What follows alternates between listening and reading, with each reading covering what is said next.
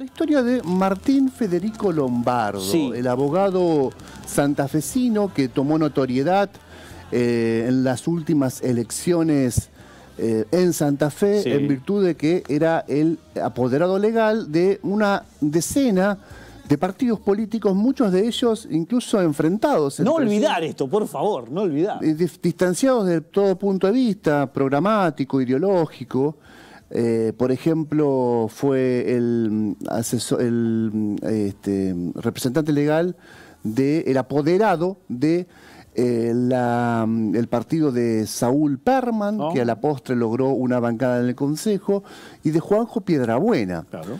Y todo esto surge a partir de que el mismo Perman y Piedrabuena, cuando el día del escrutinio se garantizaban el acceso a una banca, saludaron y agradecieron a Lombardo por toda su expertise.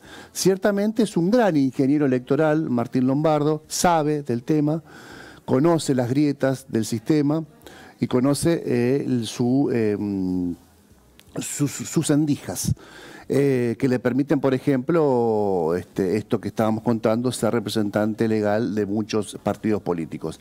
En ese marco, se conocieron una denuncia de un empresario santafesino llamado Esteban Gauchat, que vivió durante 2 años en el coqueto barrio Puerto Amarras, aquí en Santa Fe, que durante 2 años fue vecino de Martín Lombardo, y Martín Lombardo, aprovechando esa relación de proximidad, casi de amistad, le propuso un negocio que terminó siendo un pagadiós.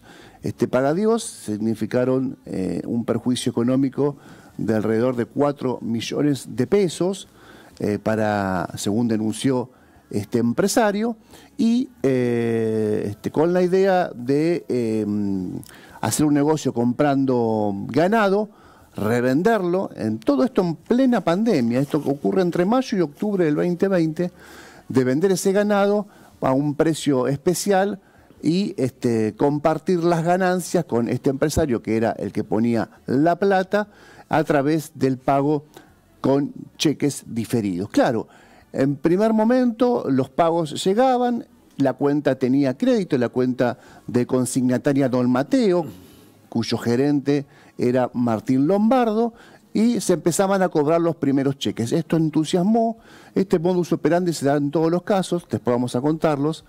Entusiasmó al empresario, que dijo, bueno, este muchacho evidentemente ha hecho un buen negocio, está cumpliendo, le pidió un poco más de plata y ahí empezó lo que se denomina vulgarmente un pagadiós. La segunda parte de ese apoyo, de ese préstamo económico, nunca se saldó.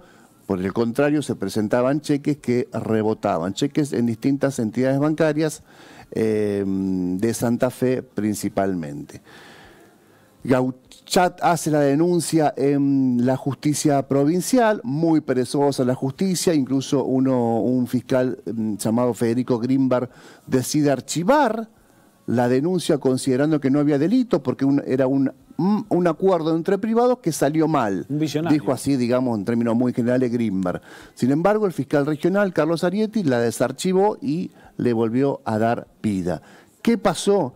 En su momento fuimos investigando el tema, nos enteramos que en Chaco había habido 2 estafas parecidas, con Lombardo como protagonista, una en perjuicio de Pascual Polini, un productor ganadero de Santa Silvina, provincia del Chaco, donde también Lombardo hay un perjuicio económico muy grande, de 20 millones de pesos aproximadamente, también con el mismo modus operandi. Llegaba Lombardo, se presentaba como gerente de consignataria Don Mateo, decía va a ser un buen negocio, le voy a comprar las cabezas de ganado, yo después las puedo revender en el mercado, tengo buenos contactos. Además iba con la idea de que consignataria Don Mateo tenía una publicidad. Todo esto obviamente fue pensado, una publicidad en ese momento en el canal por excelencia del mundo de los negocios ganaderos, que es el canal rural. Mirá. Ahí el canal rural no tiene nada que ver, porque le llegó una consignataria, le puso la plata, quiero hacer publicidad. Esto hay que dejarlo claro. Pero bueno, de esto se valía Lombardo para decir, viste que en el canal rural aparece esta firma cuya gerencia está a mi cargo. Better Call Saul. Sí, después Lombardo tiene una estafa similar. Esto es en octubre del 2020. Todo esto además se da en plena pandemia. Lombardo recorriendo el país estafando a gente en plena pandemia. Fue perjudicado el productor ganadero Alejandro Piscinato, de Puerto Tirol, también en la provincia del Chaco. Denunció que en los tribunales de Resistencia, la capital chaqueña, que Lombardo le había comprado 80 vacas y que no le había cumplido, o que mejor dicho le había pagado con cheques sin fondo y con un perjuicio mayor al $1.000.000 de pesos. Todo esto se daba mientras, por ejemplo, transportistas que tenían que trasladar el ganado de Lombardo pasaban por Santa Fe o trayendo ganado, o llevando ganado hacia un lugar o volviendo hacia otro lugar ya con el camión vacío, y pasaban a buscar los cheques de consignataria Don Mateo por el departamento que tenía Lombardo en Puerto Amarras. De hecho, Lombardo solía aparecerse, digamos, en el departamento, los recibía, firmaba los cheques, con esa chequera que después, en algún momento, alguien la definió acá como chequera loca, claro, esa chequera que extendía cheques que eran cheques de goma, cheques sin ningún valor porque no tenían fondos. Enardecido. Dando referencias muy concretas, fuimos tal día, fuimos a Puerto Amarras, claro, toda una novedad. Para un transportista del norte, es toda una novedad venir al Puerto Amarras, que es tan exclusivo, tan de élite, tan distinto tal vez al resto del panorama geográfico del centro norte provincial, quedaba eso muy, muy presente en la retina y en la memoria del transportista. Bueno, hasta que se sumó el caso de Concordia, que también contamos aquí, en donde fue perjudicado Basilio Smietuch. También, en este caso, Smietuch hizo la denuncia, se movió muy bien la justicia de Concordia, el fiscal Ascue, que logró no solamente recuperar, investigar penalmente a una banda de estafadores, sino recuperar en la provincia de Santa Fe el ganado que a través de un ardid, el ardid estafatorio, le habían quitado a Smietuch en Concordia para venderlo en la provincia de Santa Fe. Hasta ahora el mejor fiscal de todo. Sí, hasta ahora el que hizo su laburo. Claro. La verdad que la vara está en el lugar de quien laburó. Claro. Ahí está. La vara más alta está en quien laburó, quien clavó los codos, quien dijo 1 más 1 es 2, a esta persona hay que investigarla, a esta persona hay que profundizar, y todos los caminos me conducen a una misma referencia, Martín Lombardo. En este caso el fiscal